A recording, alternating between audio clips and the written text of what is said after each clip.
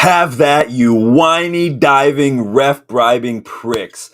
Welcome back, everybody. This is United vs. Everybody. I am your host, Sean, and I don't know about you, but I am absolutely buzzing. I'm probably a little loud. Don't even care, because I'm absolutely buzzing. After we get the one difficult draw out of all the other Premier League sides in this FA Cup round, United knock Arsenal out of the cup after going to pens in, quite frankly, what is, again, a difficult match, tough matchup. Danny B in the house. Welcome, my guy. Who is bricked up? Who is buzzing? Who is still just riding that high? And the Arteta out grumbles, you guys, have already started. I've seen him on social media. I heard him on the way home today after watching the match. The Arteta outers are already out in full force. They're starting to drown out the we've got bigger fish to fry excuses as well. I'm seeing one or the other today. Even a gal is out here trying to big up the ref today, saying it's nice to finally see decisions going Arsenal's way. Fuck off. That is absolute nonsense. Arsenal fans, man. It just, they're so insufferable, but it is what it is. I'm buzzing. You're buzzing. We're going to talk about the match because we're all buzzing. My voice is a little shot, and I'm absolutely here for it. Could not be happier.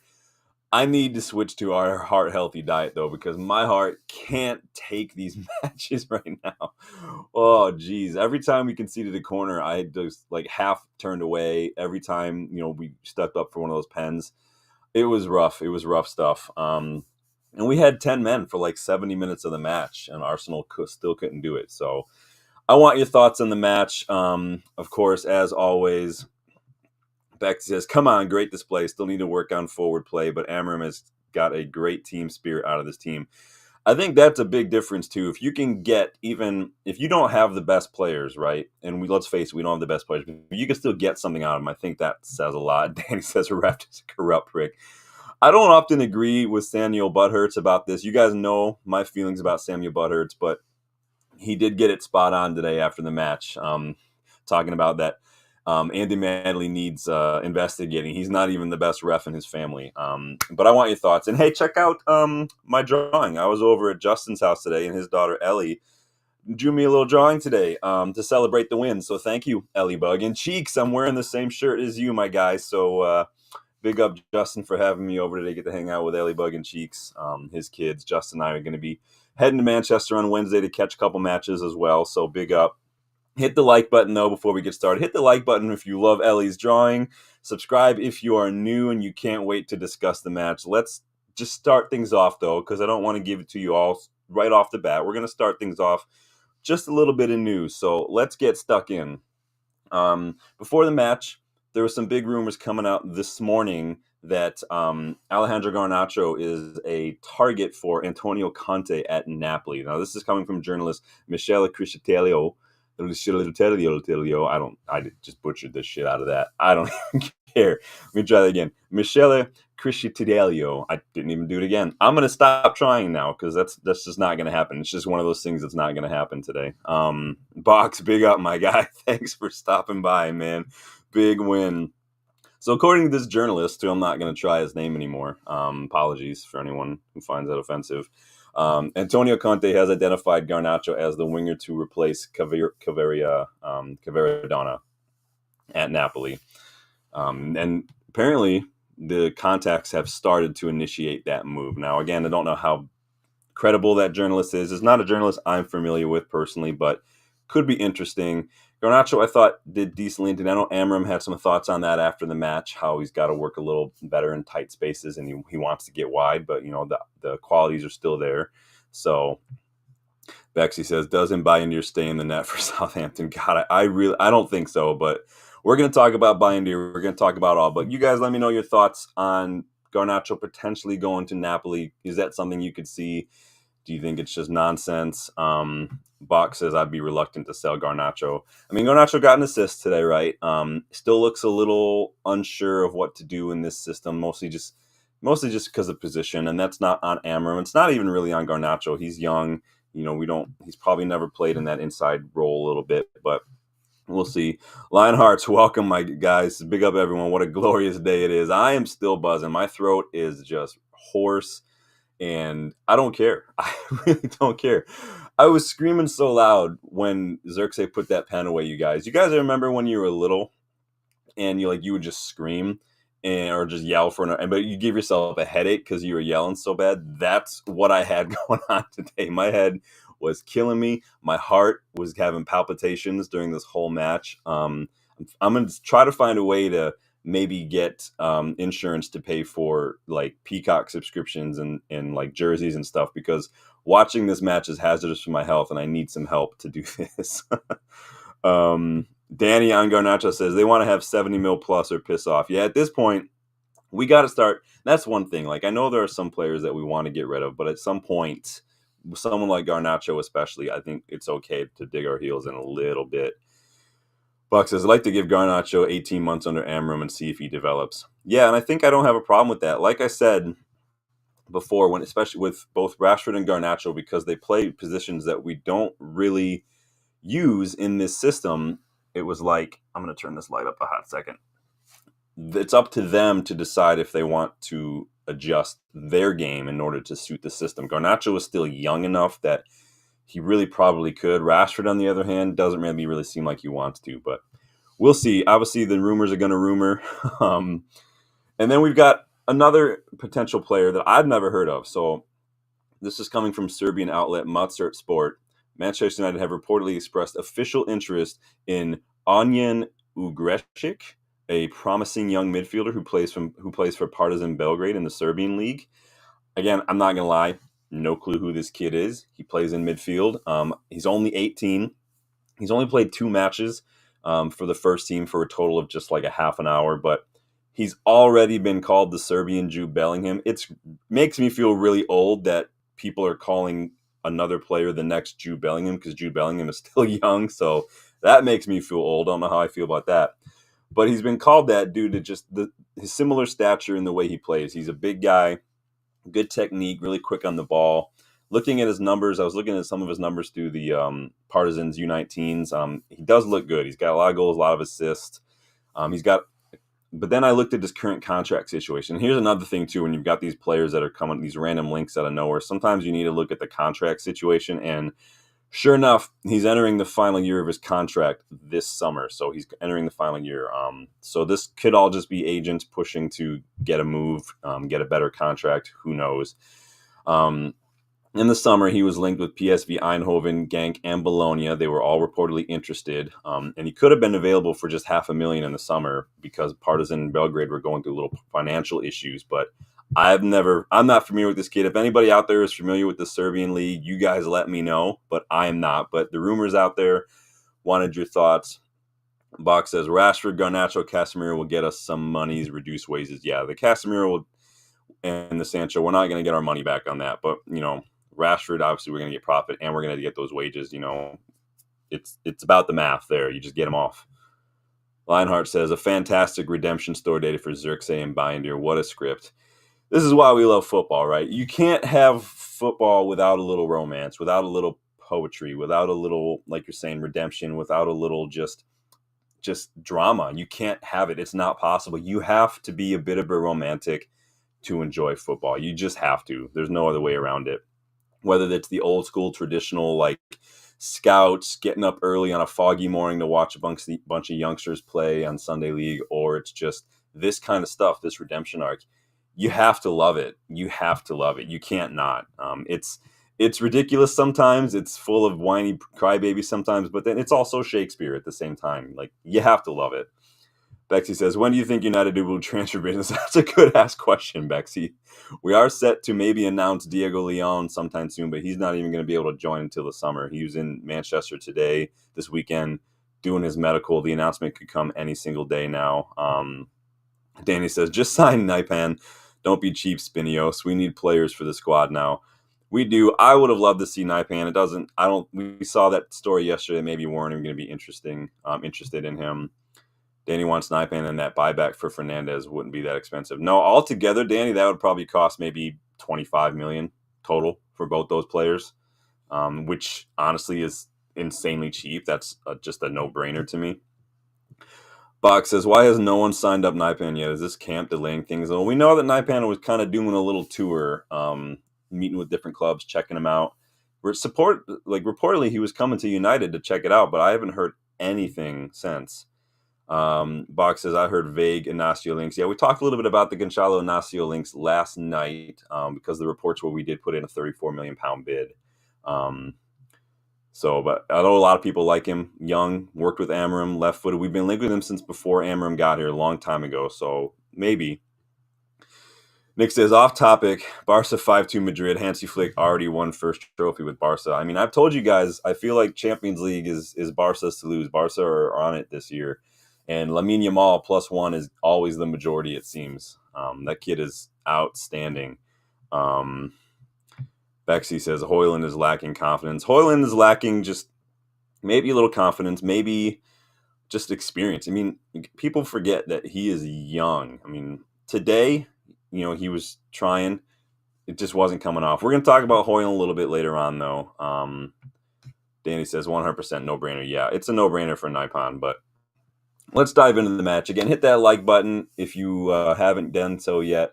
Subscribe to the channel if you are new. Again, like the video if you're buzzing for Ellie's picture that she drew me. Or hold it up for you. I'm just so proud. I love Ellie Bug. She drew this for me just after we wanted to celebrate. I'm so excited for that photo. I'm going to put it over here now. But Lionheart says, and a special mention for United women's team, 7-0 against West Brom. Great to see Ella Toon back. What a performance. What a goal. Yeah, we were... when I jumped on yesterday to do that transfer talk, it was like 1-0, and then they just went ham. So I'm excited for that. Hopefully I'll get to go see them while I'm over there. The Manchester Derby. Jade Riviere actually went to school about 20 minutes from here at U of M. She played for AFC Ann Arbor for a couple matches, and then she wanted to go to college before she went pro. So she did the college thing, got her degree, played for U of M for like 3 or 4 years, and then went to United. So that was pretty cool. Danny says, Højlund is poor. Yeah, he did not have his great game, right? He really didn't. But we're going to talk a little bit about Højlund.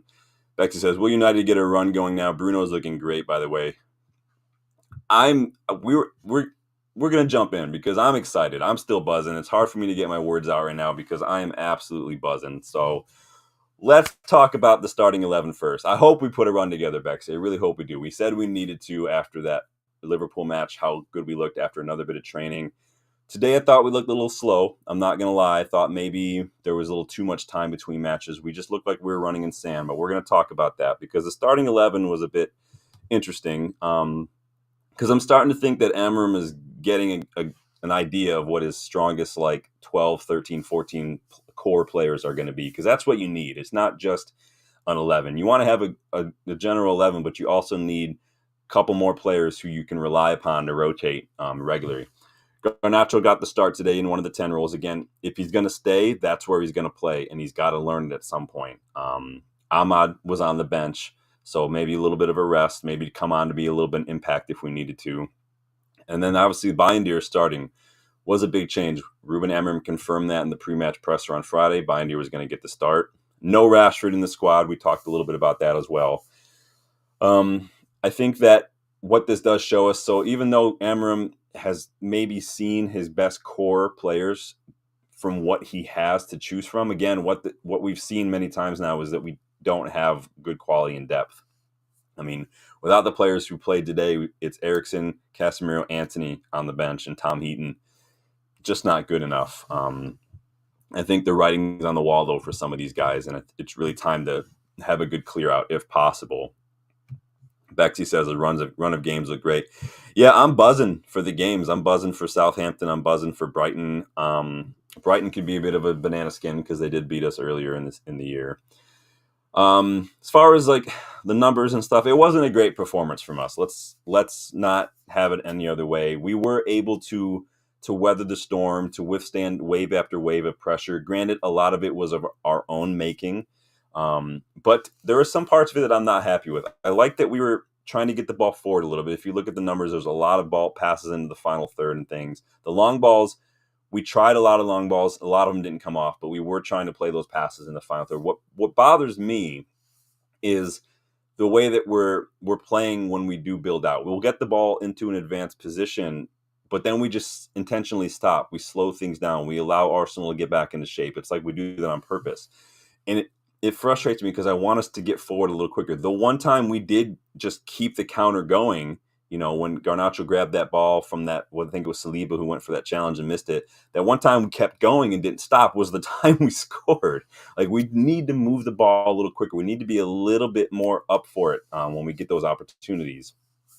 I thought we were telegraphing our build-up. I thought the ball was going to Dallo a lot on the build-up, moving to the left-hand side, trying to invite that pressure, trying to find those cross-field passes. And I think it's becoming a little too easy for teams to figure that out personal. But that's kind of an overall thing. On the day, I thought, again, we were a bit slow, a bit sloppy. Too many touches trying to build out. We were losing the ball a little bit too easily. It looked, again, just like we were running in sand. So whether that's rest, whether that's fatigue from travel, I don't know. But I think that I didn't like a lot of what I saw today. Danny B says, Collier was solid today. Great engine, good technically. We're going to talk about Collier, you guys. You guys wait. We're not even down to my 3 points yet. But Bexy says, need to rest players for Saints, but still field a strong team. Who do you rest, though? I mean, maybe you start Xerxes. Give him a start. I mean, he has got like got that pen today, won it. He actually played really well today, and then obviously he got the assist, I think it was. Bandomac, welcome, my guy. And yeah, Danny Bexy agrees. Collier looked great. Danny says, yeah, definitely should be playing ahead of Erickson. Yeah, man, we're gonna talk about Collier. You guys are getting way ahead of me here. Because I want to go through some of these numbers. How we managed, though, to not concede from one of these corners when we conceded 12 against the best team when it comes to corners is beyond me. Every single time we got a corner, which was a lot, I kept telling Justin, like, we're going to concede. They're going to score. They're going to score. And that is a bummer. We concede too many corners, and that's a little bit sloppy defending. Not enough communication. There were a few balls that were coming that were getting flashed across goal that I thought could have been left for Bindier to get. We need people to talk in that situation, or balls that were just going out. And again, because no one's communicating, no one realizes that there's no danger there. They can just let it roll out for a corner or a throw in or something. And it's really, a goal kick. And really, we need more communication. That's what I said a couple times now. We need people in that situation to be leaders, whether or not they have the armband or not. Just communicate with each other. It doesn't take much. People are too quiet sometimes. Aside from the corners, it doesn't really get a whole lot prettier when you look at the other stats.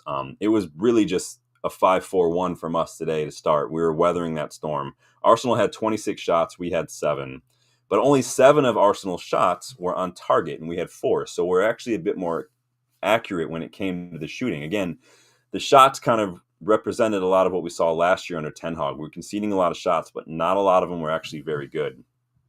We did not have a whole lot of possession, though. 30% possession. We completed less than a third of the pass numbers that Arsenal did.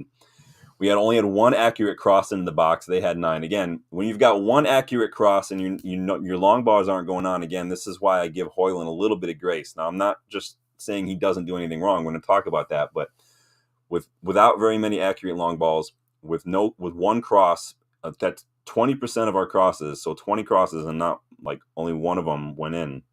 Was accurate. Like, that's hard. What's the striker going to do? Because we only had 12 touches in the box, so they're 55. We just weren't moving the ball. And ultimately, what that culminated in was an XG for us of 0.27 and an XG for Arsenal of 3.22, which showed, our defense was doing a good job, but we need to get the ball forward. We need more midfielders. We need more number 10s. We need to get forward more.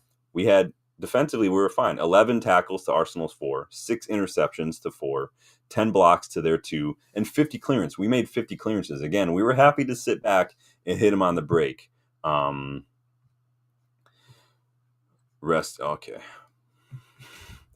Box says, Barca's team is crazy at the moment. Yamal, Kubarsi, Gavi. Yeah, it's good to see Barcelona using some of their youngsters rather than I think they're learning the lesson the hard way, unfortunately. Leonard says, I think he'll probably rest Dallo against Southampton. Isn't Dallo suspended, right? Isn't that what happens? Does that still go on? Is that still a domestic suspension? Box says, Arsenal won the corners awarded today, 12-2. Does she forget an award? Okay, yeah, Box says, I think he's suspended. That's funny. So we're going to talk a little bit about binder later. We're going to talk a little bit about individual players right now. So the defense, like I said, had a lot of work to do. We made it harder on ourselves, though, by conceding so many corners. And quite frankly, we're never, ever good at clearing that danger. Just a lot of just poor clearances today, whether it was from binder, whether it was from the players in the box, just poor clearances that were dropping right back to Arsenal players at the edge of the box. But that being said, again, defenders did a fine job. Licho won 6 out of 8 of his duels, made a couple clearances, played 5 passes into the final third, but his long balls were sloppy. Again, we're going to be a pattern here. A lot of the long balls, the way we were trying to play, just wasn't coming off. Maguire was a force, 7 out of 8 duels, 11 clearances, 5 blocks. He just does what Maguire does, man. He's just there to stop balls.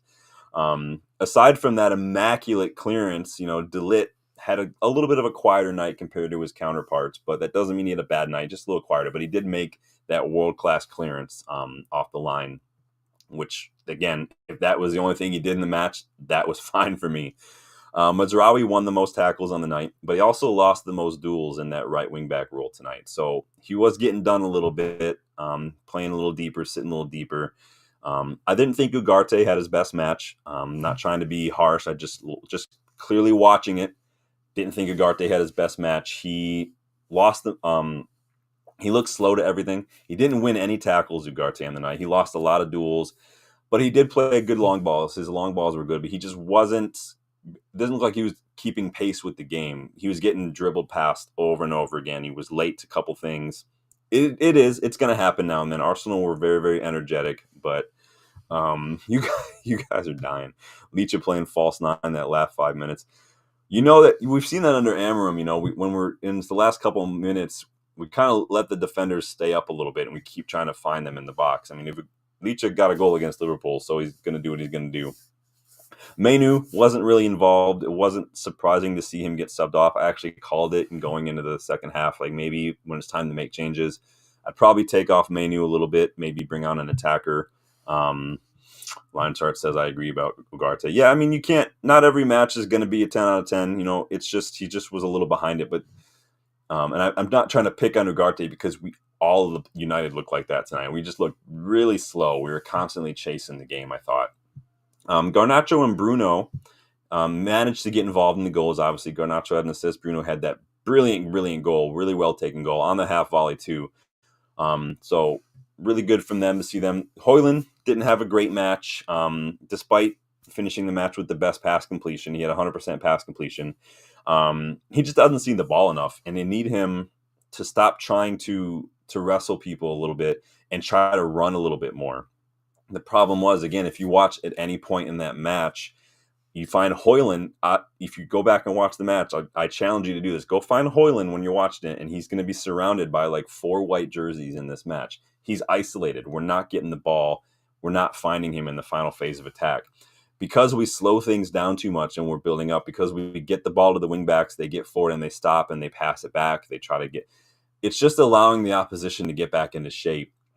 And it leaves Højlund isolated. And there's no way you're going to find him with the ball, because by the time we actually turn forward and start getting towards the opposition half, Højlund's already surrounded by opposition players. But maybe I'm just splitting hairs. Maybe you guys don't agree. All I can do is comment and say what I see.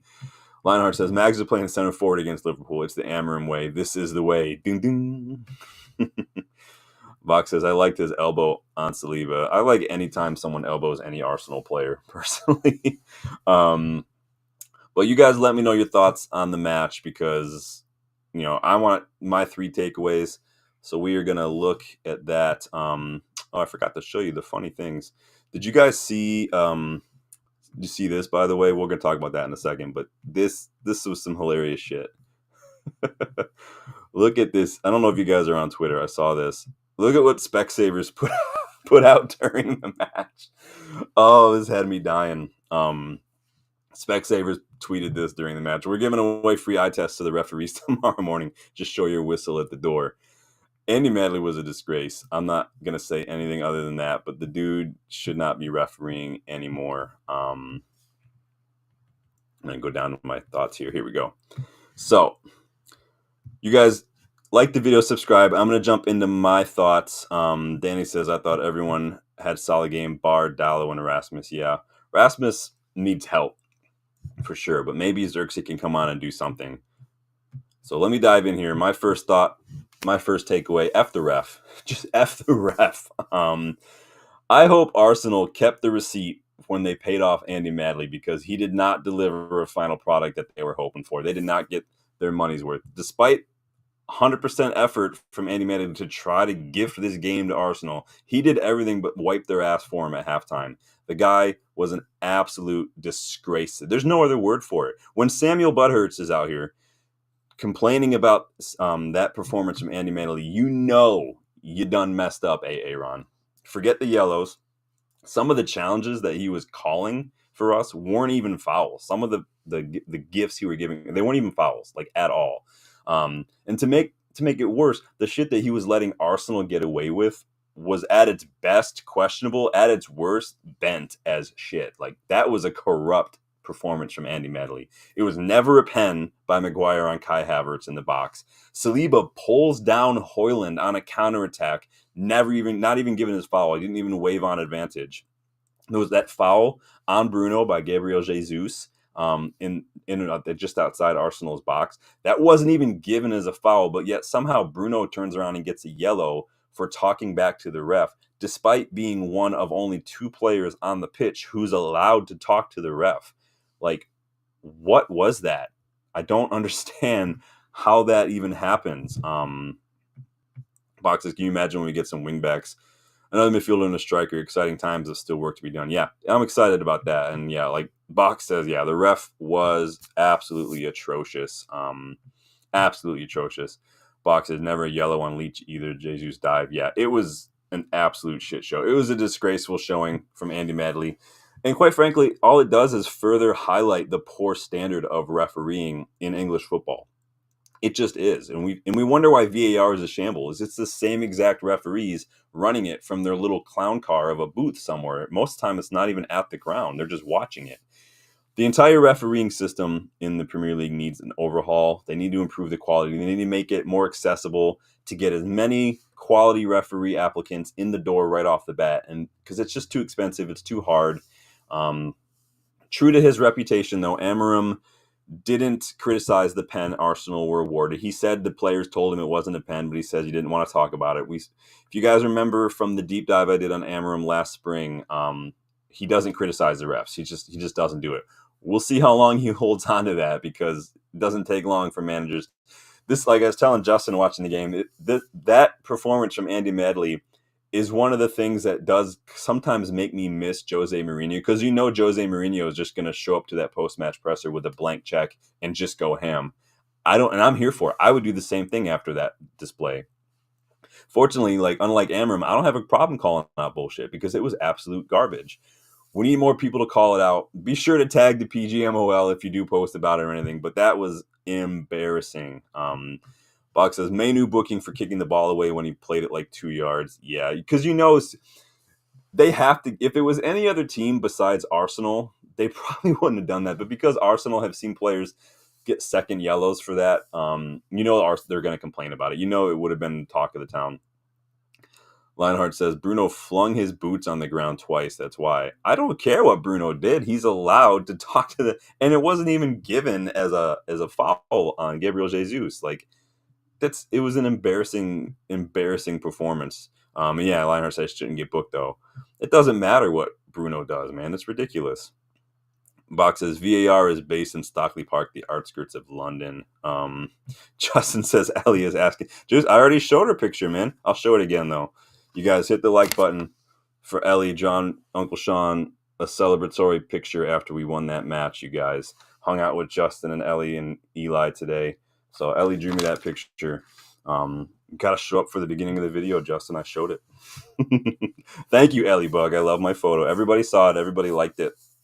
But yeah, F the ref 100%, because that was embarrassing. Moving on, number 2, Collier needs minutes. I gave this as a whole item because we need to talk about it, because Collier deserves some more minutes. He came on in the 81st minute. he was spectacular. But just like we've seen from him, he's popping up in the right places at the right time. He's cleaning up. He's a body there to block off players. He wins the ball, plays a simple pass. Whatever we needed from Collier, he does. He came on and he did absolutely just perfectly.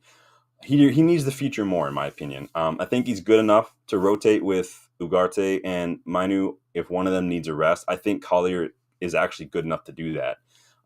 We've seen him linked with a move away on loan. Honestly, I'd keep him, especially if Casemiro and or Eriksson are leaving this month. I would just hold on to Collier, and I would make him the understudy and or even the rotation option to Mainu and Ugarte. Like, it just doesn't. Danny B giving the big up to Ellie. Big up, Ellie. Good job, little girl. Took Ellie to the mall, couldn't bear it.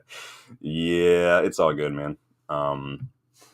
So yeah, I think Collier should stay. I think Collier needs to get more minutes. I think Collier should be considered one of these just normal match day squad players personally.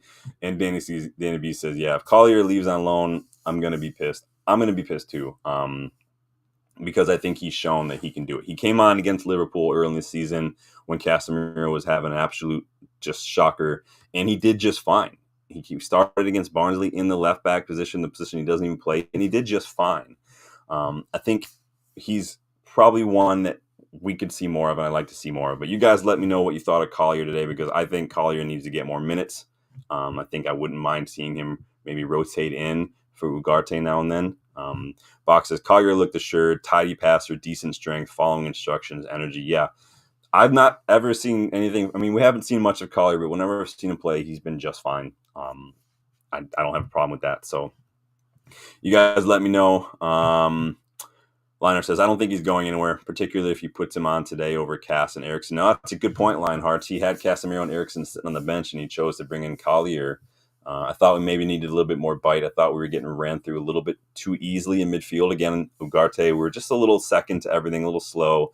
And I thought Collier came on and did well. And even in those situations where, like, the ball's bouncing, the ball's clearing, like, he just comes in. He doesn't ask questions. He doesn't wait for someone else. He just comes in and is like, I'm here. I'm going to take care of it, and we'll figure it out later. I love that attitude. It's exactly the kind of mentality we need more of at this club. But time for redemption arcs, because my point number 3, zeros to heroes. We can't not give Xerxes and Bayindir their flowers today. We just can't. Both of them heroes today, in my opinion. The jury for me is still out when it comes to Xerxes being good enough for the Premier League. Bayindir looks like he probably could be leaving this summer, but we still have to give credit where it's due. Xerxes came on in the 81st minute, and I thought Xerxes was immense. He was fighting for everything. He was getting involved. He did exactly what he's done in a couple matches where he will not let the ball get away from him. He wants to fight for it. He's going to shrug off players. They're pushing and pulling, and he's just going to keep his legs pumping. He's just going to get the ball, and he's going to carry it, and I loved it. I think that is the kind of attitude I want to see, and that's the kind of performance I want him. And then, he misses that opportunity later on in the match. It is what it is. He did really well to get on the end of it, just kind of scuffed it a little bit. But he takes the 5th pen, so he's big call to let him take that, to kind of let him back clean up there. He takes it and he absolutely buries it. Big call by Amorim to do that. Again, he should have won that chance earlier, but I mean, this is what redemption arcs are, right? I mean, whether or not, again, jury's still out, whether or not he's going to be here for the foreseeable future, whether or not he's it for us, but what you have to give him his flowers today. It was probably one of his best games.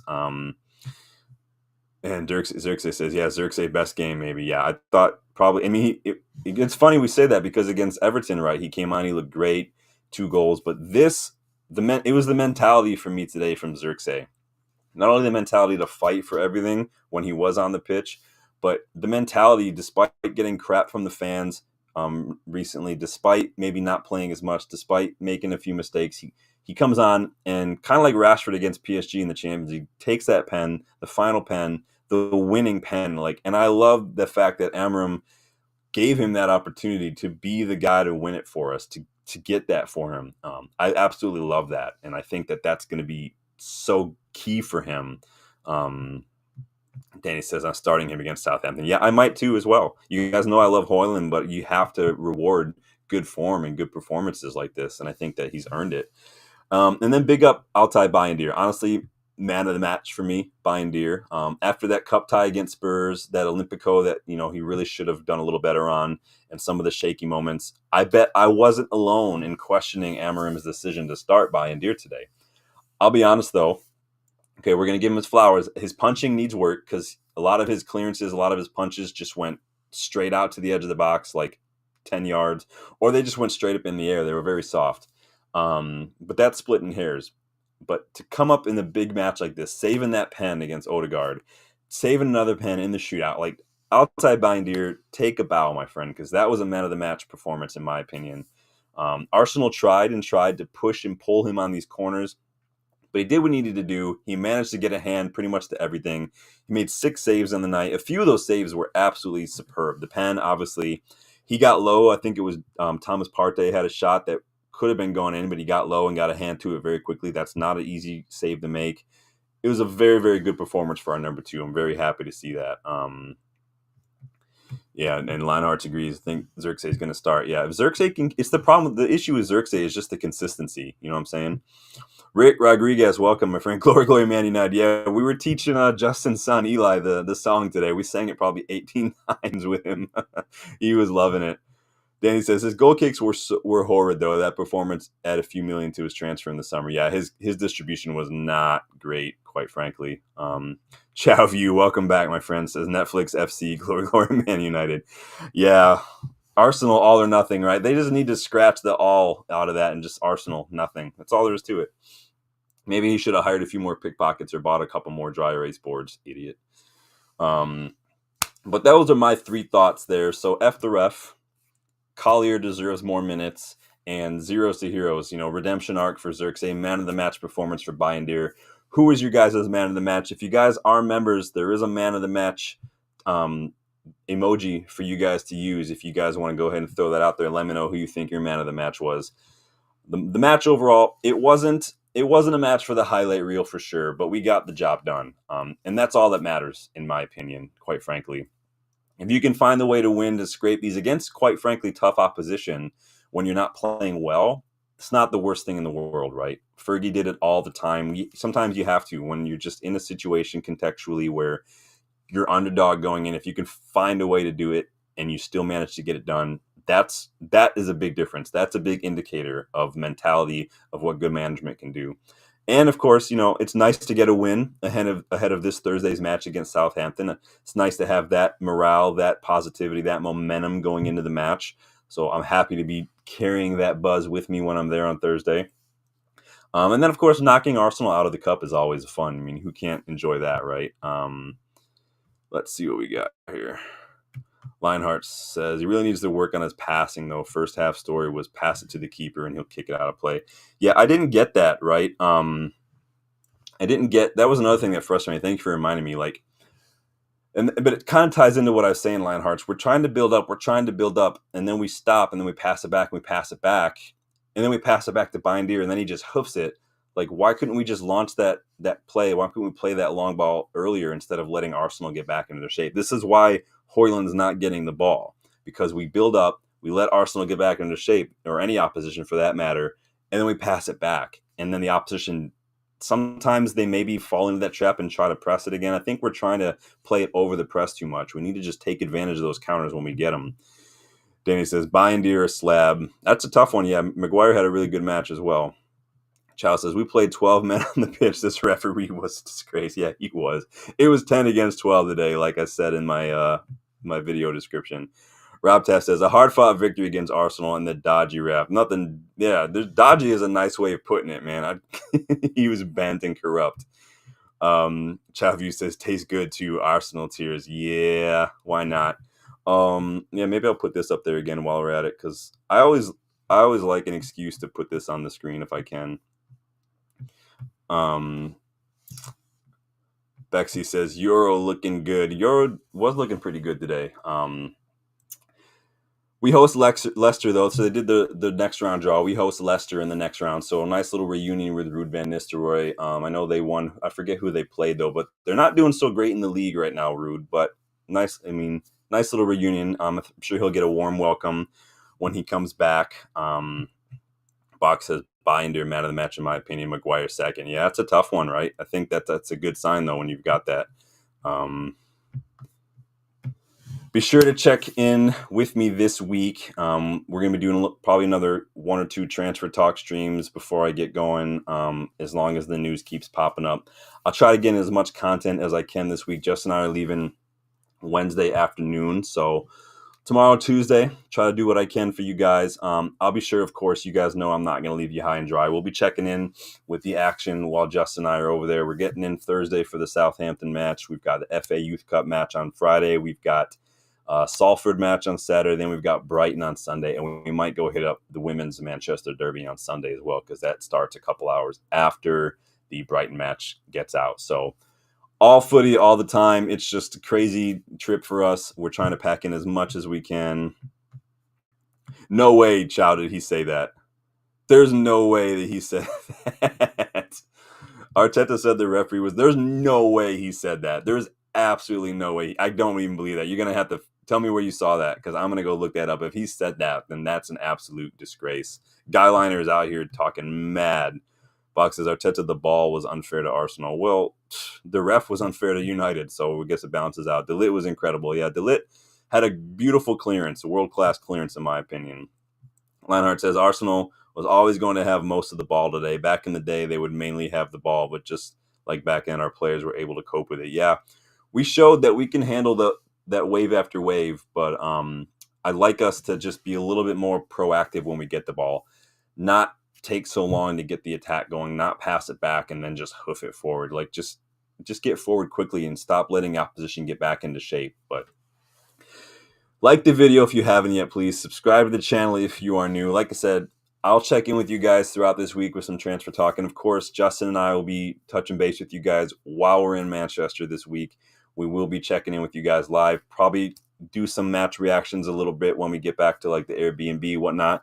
We'll share some stuff with you as we're walking around the stadium and whatnot. But I'm excited. I'm excited to be there and to kind of bring you guys with us a little bit as we check in.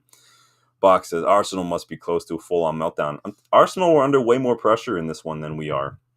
We, Arteta has to start delivering. He can't keep getting knocked out of these cup competitions. Didn't they get knocked out by like Middlesbrough last year, if I remember that correct? Was it Middlesbrough or Forest? I can't remember who it was last year, but like Arsenal fans aren't ready to have. I saw Egal out here claiming like when they got the pen, like, oh, finally the decision to go our way. Like, are you kidding me? What are you talking about? Then we've got the people out here talking about bigger fish to fry. I'm going to go watch Rio tomorrow. Hopefully Rio's on tomorrow because I want to see Steehausen go in on Joel Bea, because Joel Bea is out here always talking mad stuff, and I just can't wait for it. I'm going to be making some popcorn just to go watch that stream. Chavview says Arteta in, give him a lifelong contract. Danny says he should be sacked. Honestly, if he doesn't do something this season, Arsenal need to really think about like improving on their manager, because some of these players are going to start wondering if they're ever going to win anything either. The biggest mistake Arsenal made was not buying a top striker. How they didn't go for someone like Osimhen or even Ivan Toney or something would be better than who they have right now. That was it. Piers Morgan in tears. Good. I don't even care. But thank you guys for stopping by. Please hit the like button. Please subscribe to the channel if you're new. Thank you again, Ellie Bug, for my beautiful picture. I love it. I appreciate you guys letting Uncle Sean hang out today with your dad. I will see you guys on the next one. Enjoy the rest of your Sunday night. Stay warm, stay safe, and I'll see you guys later. Thanks for stopping by, guys. Later.